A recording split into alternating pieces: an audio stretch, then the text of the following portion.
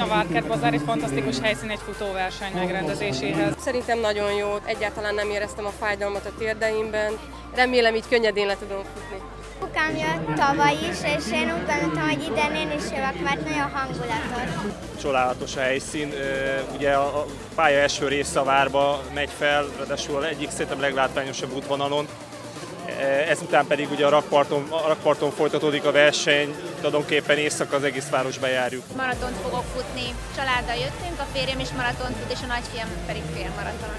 Én még sosem futottam Budapesten éjszaka, nem még egy maraton, tehát szerintem ez így gyönyörű lesz, meg hatalmas élmény. Én borzasztóan várom, és remélem jól fog sikerülni. Büszkék vagyunk rá, hogy idén több mint 3500 fővel rekordnevezői létszámmal rajtol el a harmadik Night Run Budapest.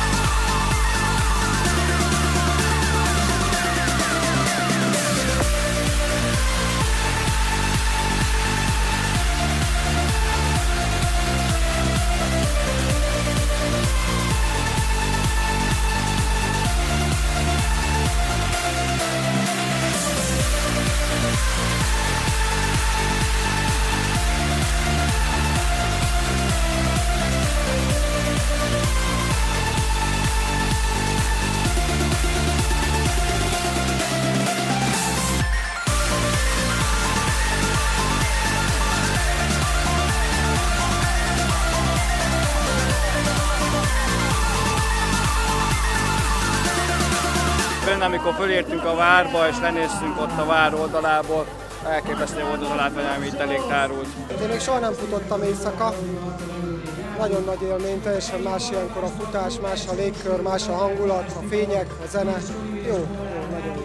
Mindenkinek csak ajánlom. Nagyon jó volt, végére nagyon elfáradtam, de egyszerre fel is frissültem. Szuperok voltak az italok, főleg a Biotek által forgalmazott frissítők. Szenzációs volt, tehát azért este futni Budapest fényémet, és nézzétek meg, ennyi jó ember, szóval fantasztikus érzés.